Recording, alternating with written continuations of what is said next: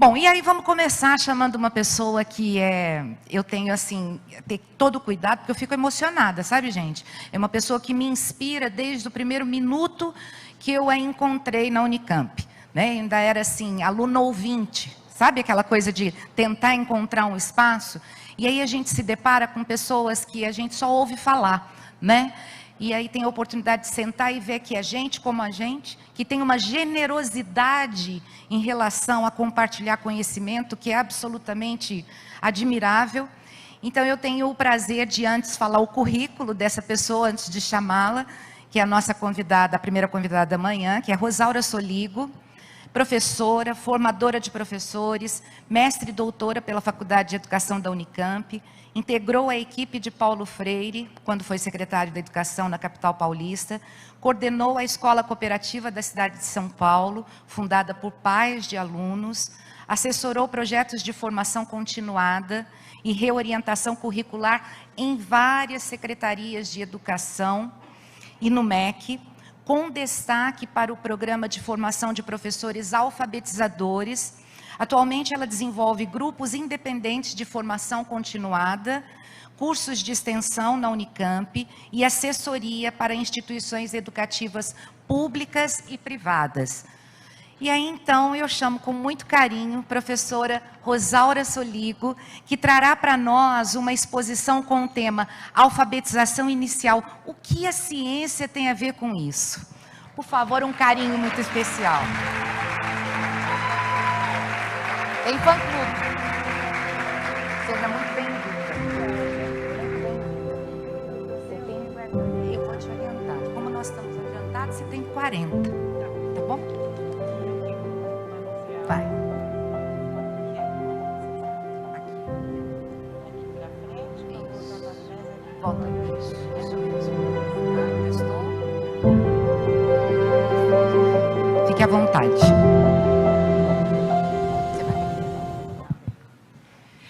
Bom dia, é uma grande alegria. Deixa eu pegar o telefone aqui para me orientar com o tempo. É uma grande alegria estar aqui com vocês nessa manhã chuvosa, sendo apresentada lindamente por essa pessoa tão querida que é a Flávia, que faz um trabalho tão relevante. E eu diria dela coisas muito semelhantes ao que ela disse de mim, né? Basta olhar para você para ver que você é uma pessoa, pela sua expressão, muito generosa também. Então, eu agradeço muito o convite, espero, nesse curto tempo que a gente tem, contribuir um pouco com a reflexão de todos sobre essa área tão nebulosa que é a alfabetização inicial, né?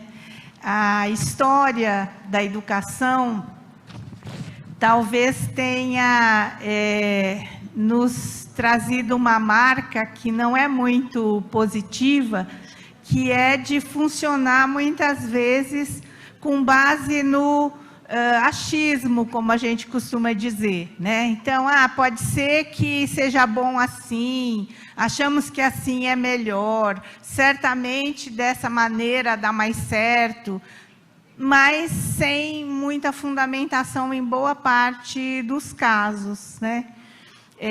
Então, eu me dispus a falar um pouquinho, nesse curto tempo, sobre o que a ciência traz de contribuição para a alfabetização inicial nas últimas décadas, do ponto de vista dos processos de aprendizagem e também, em consequência, dos processos de ensino a partir do que se sabe sobre a aprendizagem. Se eu fosse fazer uma fala da alfabetização do ponto de vista mais geral, mais político, mais macro, digamos assim, eu nem traria uma apresentação de slides para compartilhar com vocês. Mas acontece que no que eu me dispus a falar, que é do miudinho, das propostas potentes para ensinar, a partir do que sabemos sobre a aprendizagem das crianças na alfabetização, me parece importante ter um apoio que ajude vocês a acompanhar. Porque talvez algumas coisas que eu traga, se eu falo muito rapidamente, vão passando, né? E eu quero deixar disponível essa apresentação, que se houver alguma dificuldade da organização do evento de disponibilizar para vocês, vocês podem me escrever nesse e-mail que eu encaminho, que é a forma como eu sempre faço nas minhas falas, tá? Deixa eu pegar o aparelhinho aí.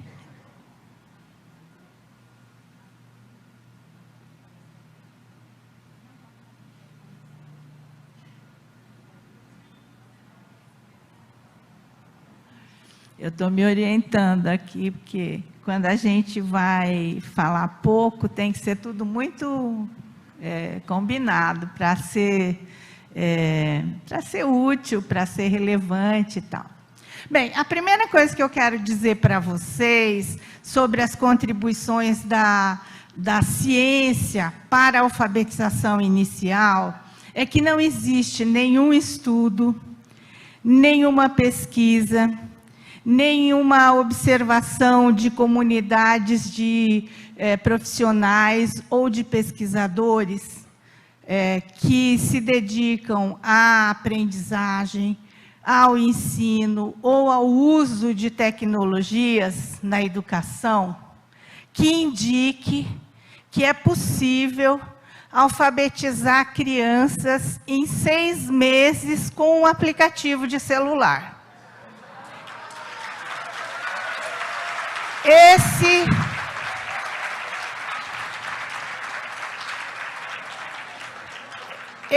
é o primeiro ponto a considerar se a gente estiver falando hoje, no atual momento que nós vivemos em nosso país, sobre as contribuições da ciência. Não existe nenhuma evidência, nenhuma indicação. Além do que, uma afirmação dessa é uma afronta a todas as pessoas que pesquisam e fazem a alfabetização acontecer a duras penas, especialmente no período da pandemia, onde só Deus sabe o que foi necessário fazer para poder ajudar as crianças do lugar que elas estavam, na condição que elas estavam, para aprender o que era possível, que a gente também nem sabia como fazer isso, né? Então, feita essa declaração de princípios e os agradecimentos à equipe que aqui está e nos convidou a participar desse evento, então vou falar um pouquinho desse tema que eu me propus, né? Em primeiro lugar, eu quero dizer que, em relação à parte mais específica da minha fala, a gente tem que considerar que as contribuições que a ciência nos trouxe sobre as formas de aprender e ensinar, na verdade, mais de aprender, né, as contribuições da ciência, porque as formas de ensinar fomos nós, educadores e pesquisadores ligados à educação, que pudemos ir construindo, isso tem décadas. Lamentavelmente, alguns conhecimentos são considerados conhecimentos novos, mas eles já vêm desde os anos 80, tá? Então, eu começo falando um pouco sobre isso. É do século passado, né? Essa benfeitoria, digamos assim, da ciência, que tornou possível conhecer como as crianças aprendem a ler e escrever. Até os anos 80, a gente só podia funcionar mesmo na base do achismo, né? Acho que se começar do A, E, I, O, U e depois ir para as famílias silábicas pela ordem, deve ser melhor para as crianças, ou da época que eu aprendi, né? Pelo método global, acho que é melhor, porque daí contextualiza, enfim. Não tinha estudo que comprovasse como é que poderia ser, de fato, algo considerando o processo tal como ele acontece com as crianças, né? E aí, depois que nós soubemos, há quase 40 anos, como as crianças se alfabetizam, era preciso, então, transformar as formas de alfabetizá-las.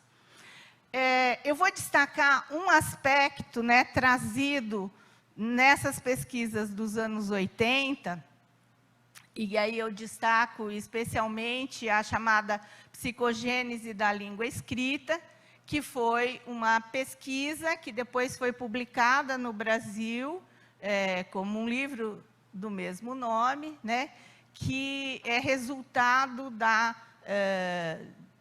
produção de um grupo muito grande de pesquisadores que foi entrevistando inúmeras crianças durante muito tempo, que eram crianças que não sabiam ler e escrever, perguntando coisas para elas. Então, hoje, passados quase 4 décadas, a gente pensa, nossa, mas, né, que óbvio você tentar saber como as crianças pensam, perguntando para elas, né?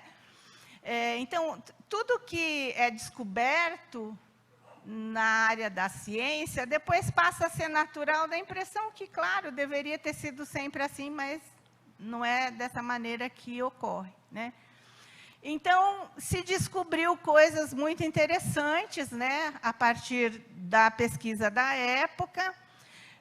Uma que me tocou especialmente quando eu era professora e tive acesso a esse conhecimento, então eu alfabetizava na rede pública estadual de São Paulo e fazia lá minhas coisas, baseadas no conhecimento que se tinha até então, né?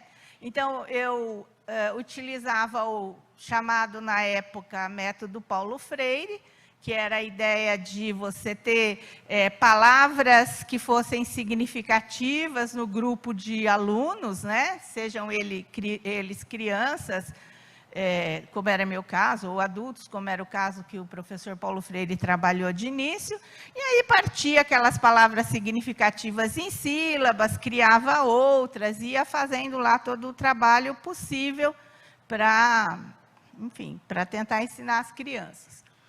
E o que me chamou mais atenção na época, né, que foi a época que nós conhecemos as hipóteses de escrita das crianças, que hoje a gente fala e distorce de uma maneira muito democrática, digamos assim, mas, além das hipóteses mais conhecidas, né, que ficaram popularizadas depois, que indicavam que, de início, no processo de alfabetização, as crianças não estabelecem relação entre o que se fala e o que se escreve. Os critérios que elas têm são de outra natureza, que passam pelas características daquilo que está sendo representado na escrita, e toda essa coisa que certamente muitos de vocês já estudaram, né? Daí elas passam a um outro momento, a partir de muita quebração de cabeça, de muita reflexão, de que não é bem assim, se estabelece relação entre fala e escrita, sim, e aí elas entendem que a relação entre fala e escrita é de uma natureza que não é a convencional, né? Elas analisam o que escutam, e tenta isolar as partes e representam essas partes na escrita, né? E depois de muita quebração de cabeça, de muita intervenção pedagógica adequada, se for possível, né, que nem sempre as crianças entendem qual é a relação entre fala e escrita, qual é a natureza, né, que não é como elas imaginavam anteriormente, mas de outra forma. E aí elas conquistam, às vezes a duríssimas penas, durante muitos meses, às vezes durante mais de um ano, né?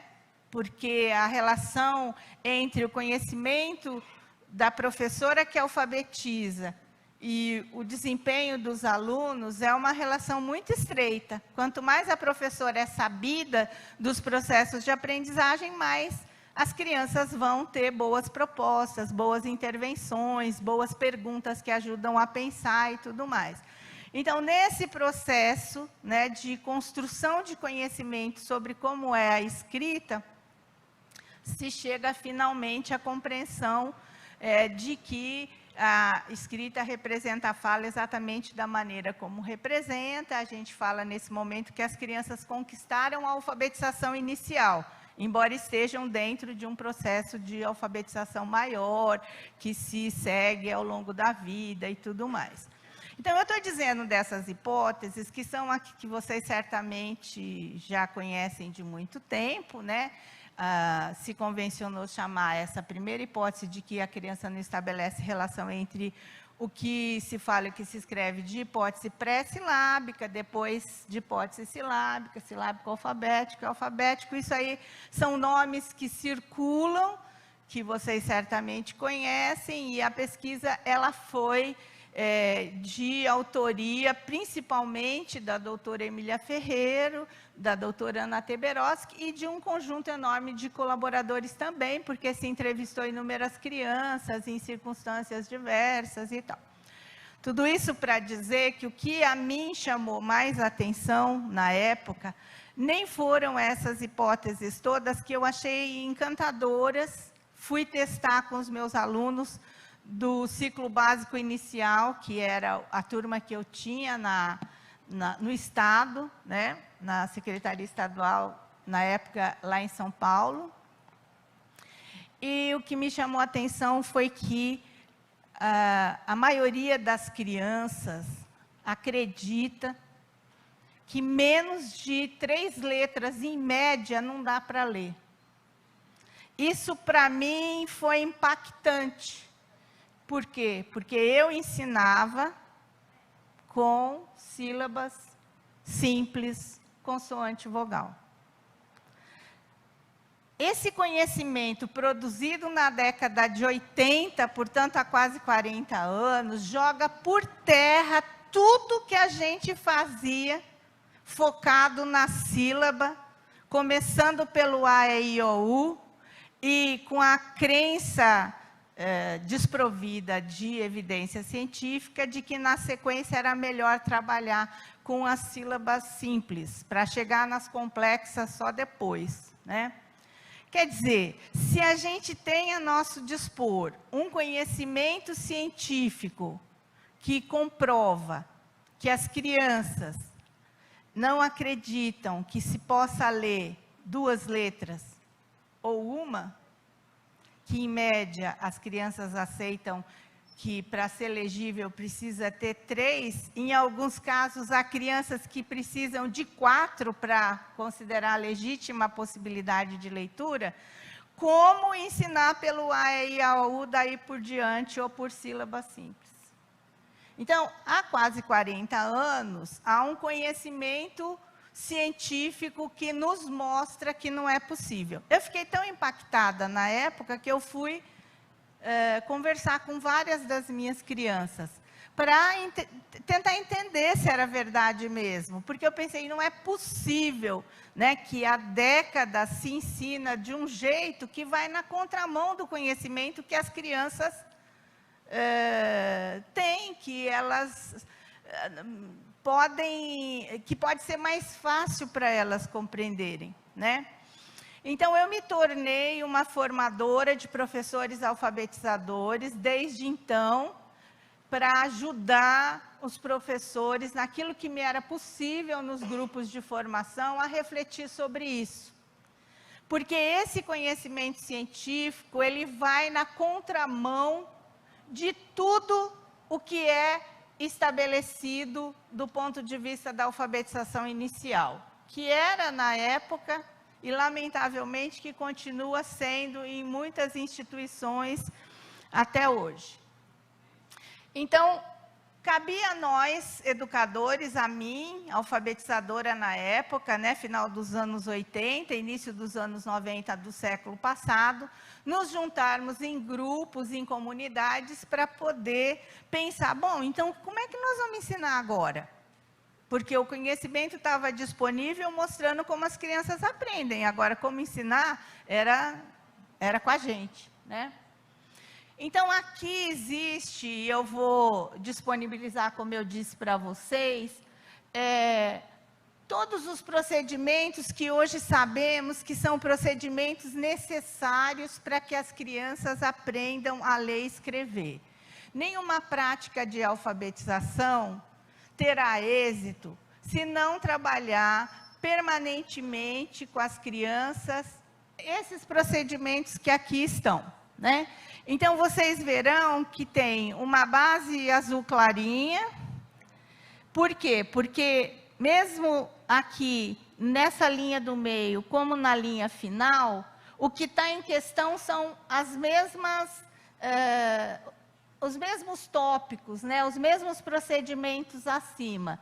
Então, isso que eu vou ler primeiro, que são os procedimentos relacionados a refletir, né? Sempre em situações de leitura escrita que tenham sentido para as crianças, e não ficar fazendo coisas artificializadas, né?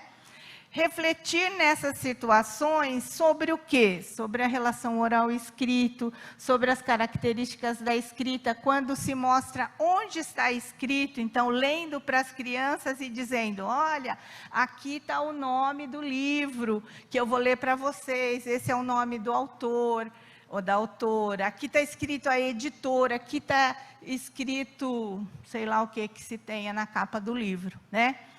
Isso é um modo de ajudar as crianças a estabelecer relação entre oral e escrito. Então, uma criança que tenha uma hipótese pré-silábica, porque não estabelece relação entre fala e escrita, o que ela precisa? De uma professora que leia diariamente para ela, mostrando onde está escrito. Que escreva na lousa dizendo o que está escrevendo. Por quê? Porque se a hipótese primitiva é essa, de que não há relação entre fala e escrita, é isso que a criança precisa aprender. E é nessas situações de uso da leitura e da escrita que a professora pode ir fazendo essa reflexão, né? Então, sobre o valor sonoro convencional das letras, a própria escrita, quando a criança tenta interpretar o que escreveu, justificando por que escreveu de um jeito e não escreveu de outro, né? As escolhas feitas por colegas no trabalho em parceria, que escolhem coisas diferentes na hora de realizar atividades, se os grupos forem bem compostos, né? As diferentes formas de escrita dos colegas, as características do próprio nome e dos nomes de pessoas conhecidas.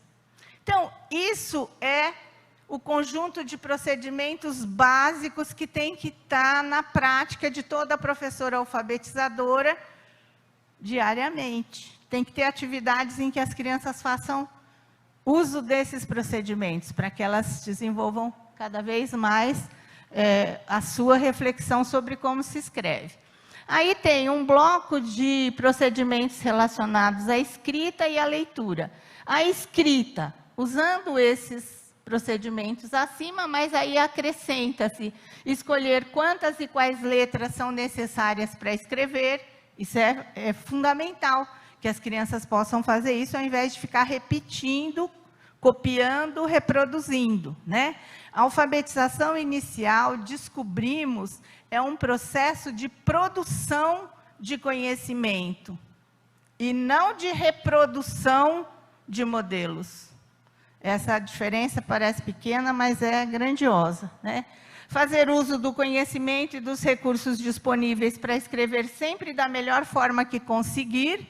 Então, escrever do jeito que sabe, usando todos os recursos que tem, mas do melhor jeito que puder, não é de qualquer forma, né? E produzir escritas quando a tarefa é escrever em parceria e cada um deve colocar uma letra por vez. Então, tudo isso é potente para a criança pensar sobre como a escrita se organiza, suas características, suas regras de geração. E em relação à leitura, são 3 procedimentos básicos: utilizar estratégias de antecipação, inferência, checagem, quer dizer, estratégias antecipatórias que permitem adivinhar um pouco. Os especialistas em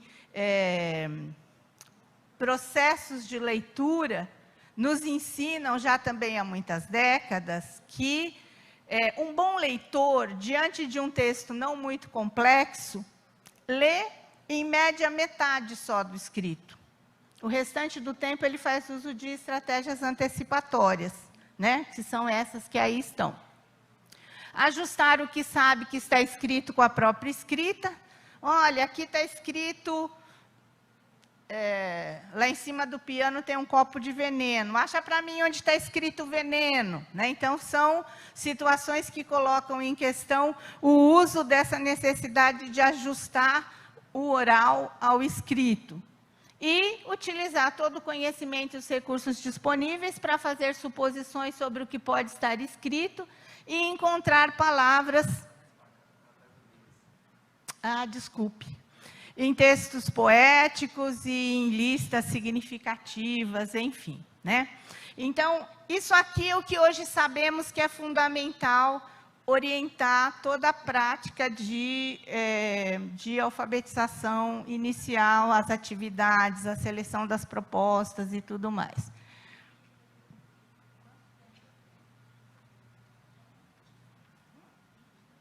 Deixa eu beber um pouquinho d'água. Obrigada.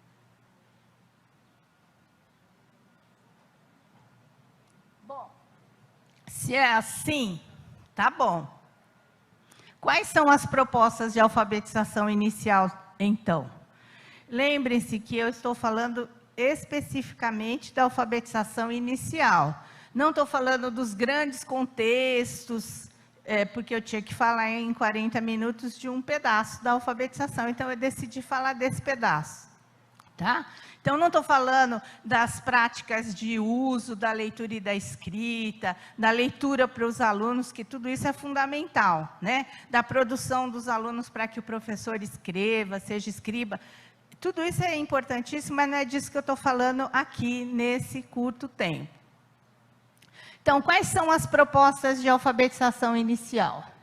Escrever e ler o próprio nome. Isso é fundamental que esteja na prática dos professores. E os nomes das pessoas queridas, não só o próprio nome. Escrever como conseguir, do melhor jeito que puder.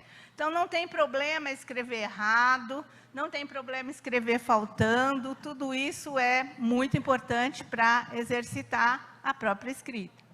Revisar escritas coletivamente com a ajuda da professora. Isso também é importante.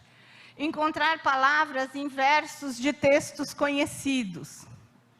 Encontrar palavras em listas de nomes e coisas significativas ou de respostas para desafios lúdicos, como respostas a adivinhas, respostas a cruzadinhas, resposta a álbuns de figurinhas e outros tantos que se pode oferecer para as crianças, em que o desafio é escolher uma palavra entre várias para ser a resposta certa procurada. E ordenar textos poéticos conhecidos. Então, a regra do jogo, a possibilidade de acerto na alfabetização inicial, se a gente quiser considerar tudo o que sabemos sobre a aprendizagem das crianças, é isso aqui, né? Dentro de situações reais de leitura e escrita de textos reais. Mas as situações específicas são essas, aquelas que vão levar a criança a um momento de reflexão contínuo, se essas práticas forem garantidas na rotina, né, ao longo do seu trabalho lá com a professora.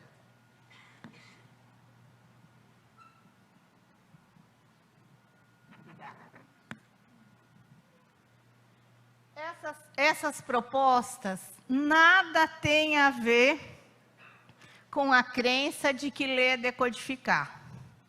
Eu tenho feito sempre essa reflexão nos grupos de educadores, que é dizer o que são as coisas que a gente está propondo e o que elas não são. Porque muitas vezes a gente acha outra coisa, né? Então, para ajudar, me parece útil dizer o caminho e por onde esse caminho não vai, né? Isso tudo, essas propostas, nada tem a ver com a crença de que escrever é copiar, é reproduzir modelos. Isso nada tem a ver com a crença de que aprender é repetir. Nada tem a ver com a crença de que é necessário criar situações artificializadas, inventadas, só para alfabetizar, só para ensinar a ler e escrever. Isso nada tem a ver com a crença de que os métodos de ensino de sílabas são adequados.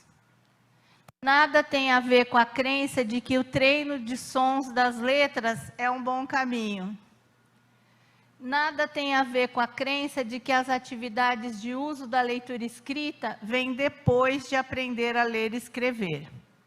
Isso que está nessa página é o paradigma que existia antes desse conhecimento científico se tornar disponível.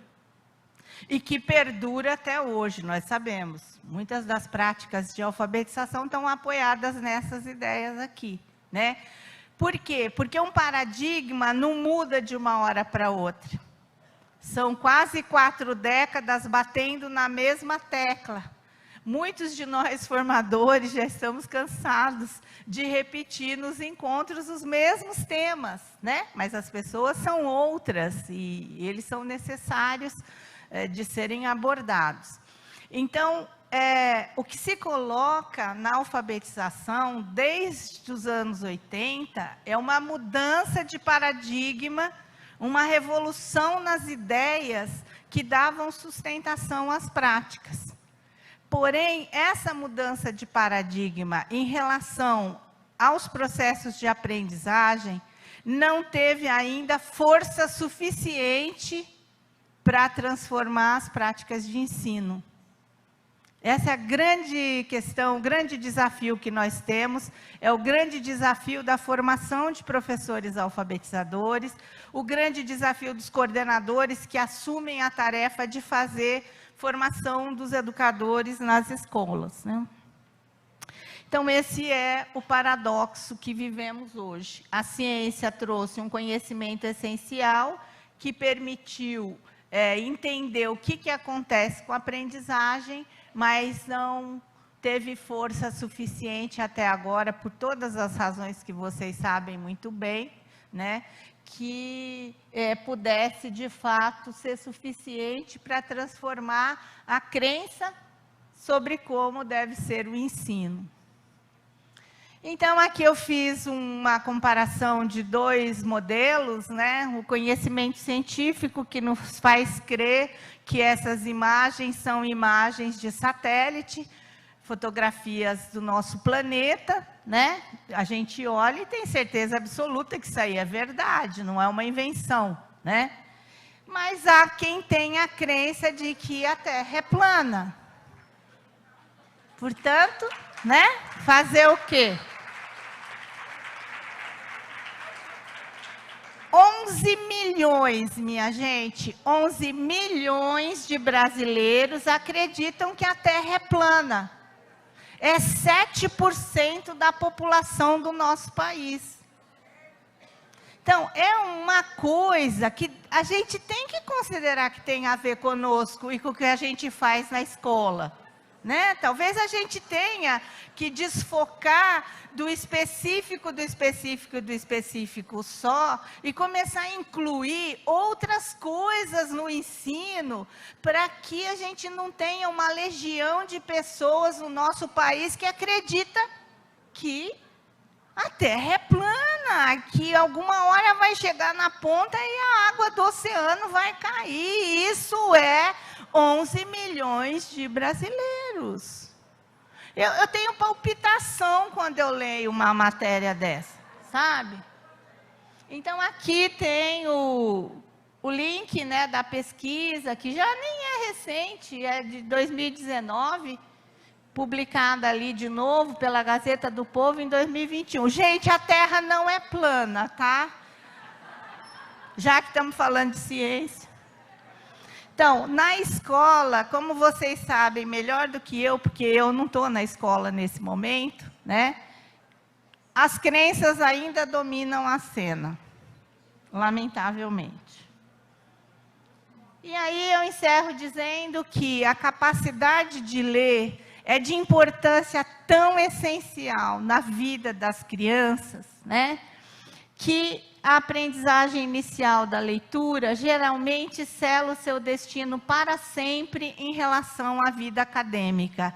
Essa é uma citação antiga, também do século passado, de dois pesquisadores e estudiosos e professores, e psicanalistas também, que escreveram esse livro, Psicanálise da Alfabetização, e que eu gosto demais, porque o que a gente faz produz efeitos nos nossos alunos, né? E quanto mais conhecimento a gente tem, mais nós teremos a chance de ajudá-los a aprender de uma maneira adequada, pertinente, uma maneira diferente do que muitos de nós aprendemos e que, por causa disso, não somos usuários da leitura e da escrita, escrevemos com muita dificuldade, temos medo de falar em público. Por quê? Porque a escola cumpriu com o papel de não nos formar como usuários da linguagem, focando sempre no não erre, no reproduz o modelo, no não arrisque e por aí afora.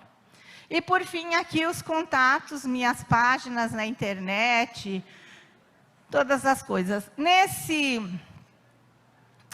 site oficial ali, que é o segundo link, se vocês entrarem lá, tudo o que eu estou falando aqui está escrito em textos, aí, claro que de maneira muito mais detalhada, que estão nessa página, tá? Então, lá tem minhas teses, tem os capítulos de livros que eu publiquei, mas tem as coisas que eu escrevo o tempo todo e vou publicando nas redes sociais e em qualquer lugar, e aí eu vou botando lá também para disponibilizar para as pessoas. Esse grupo do Facebook, você sabia, é um grupo onde tem uma série de informações sobre educação que circula também, todo mundo pode pedir para participar se desejar. Aí um livro que eu publiquei recentemente, meu e-mail, tá bem? Eu espero ter contribuído com a reflexão de vocês, não ter tornado essa manhã muito árida, né? Ter ensolarado um pouco aí os pensamentos de vocês, com coisas que certamente não são novas, mas que vale a pena sempre a gente relembrar, tá? Obrigada.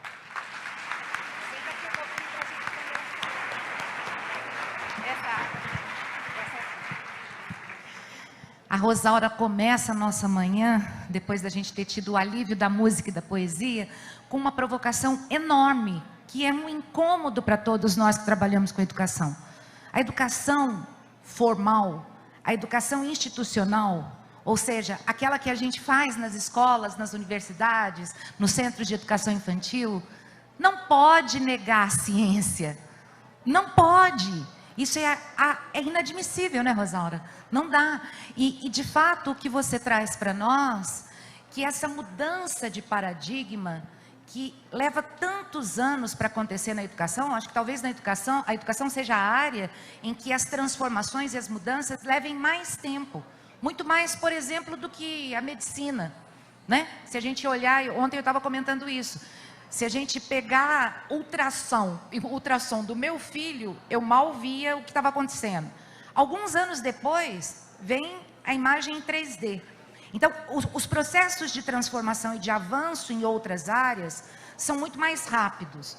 E aí, Rosaura, continuando nessa seara, né, do tempo de transformação desse paradigma que nós, educadores, temos, eu fico pensando assim, o quanto muitas gerações de educadores, vamos especificar, alfabetizadores, acaba se pautando naquilo que viveu como estudante e menos do que aquilo que aprendeu no seu processo de formação, né? Então, romper com a história vivida na escola é algo assim complexo, né? O que você...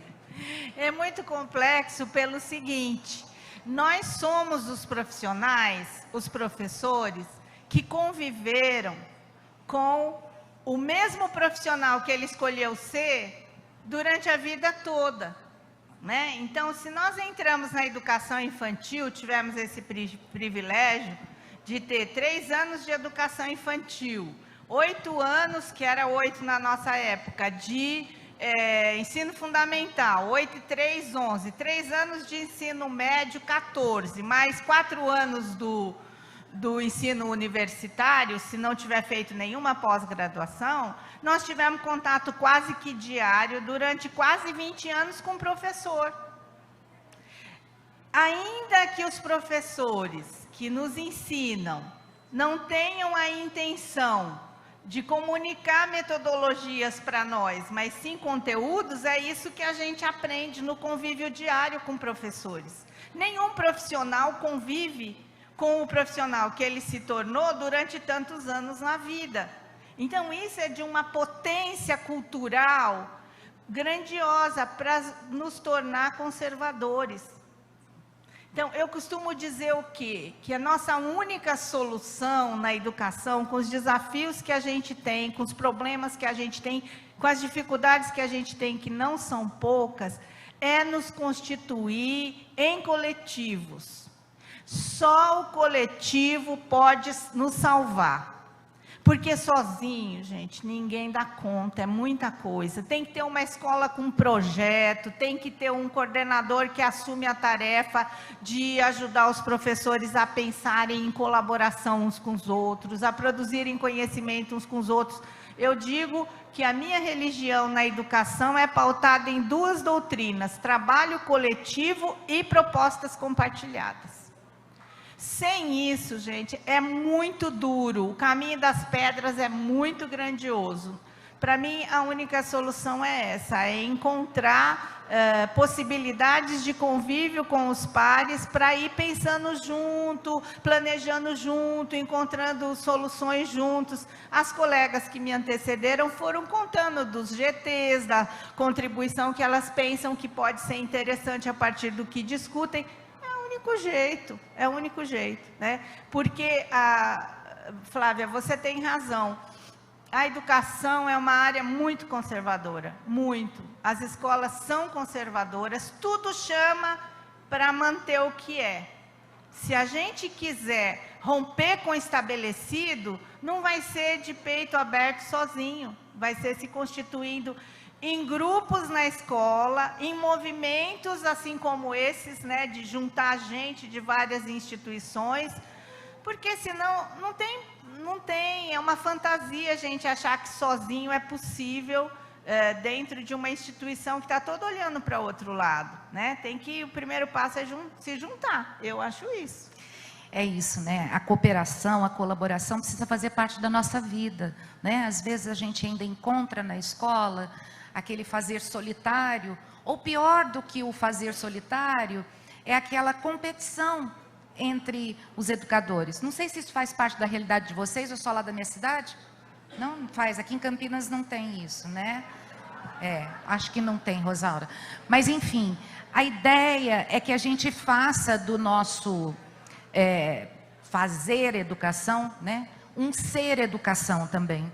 Nós precisamos dessa humanização nas relações, e a humanização se dá nas relações. Não tem como a gente humanizar a educação se não for por meio dessa coletividade, né, dessa vida em comunidade. Eu gostaria de saber se de vocês, por favor, nós temos alguns minutos, se vocês gostariam de fazer trazer alguma questão para a Rosaura, uma pergunta direta para ela. Só pergunta fácil. Porque senão eu fico falando com ela e não dou espaço para vocês, entendeu? Só pergunta fácil. Alguém gostaria de trazer alguma coisa? Eu tenho certeza que tem um monte de coisa pipocando. Porque houve uma provocação muito grande quando diz: não dá mais para a gente trabalhar com base em crenças. Por mais que a gente respeite as diversas culturas, a educação precisa de algo mais sólido, mais robusto, que a ciência nos traz, né? Se vocês não têm mais perguntas, Rosaura, eu quero te agradecer demais.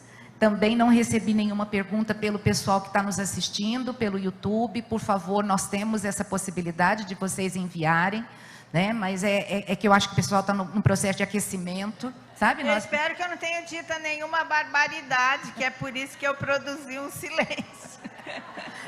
De forma alguma. O que você trouxe foi assim uma inquietação, né? Porque eu vi assisti a linguagem não verbal de muitas colegas alfabetizadoras que concordaram demais com o que você disse, que é quase que assim, inerente ao alfabetizador, uma tendência de reproduzir, né? Então, quando você traz aquela coisa, calma, vamos prestar atenção, já tem 40 anos que tem ciência aí apontando o que a gente deve fazer, eu vi um monte de gente falando, nossa.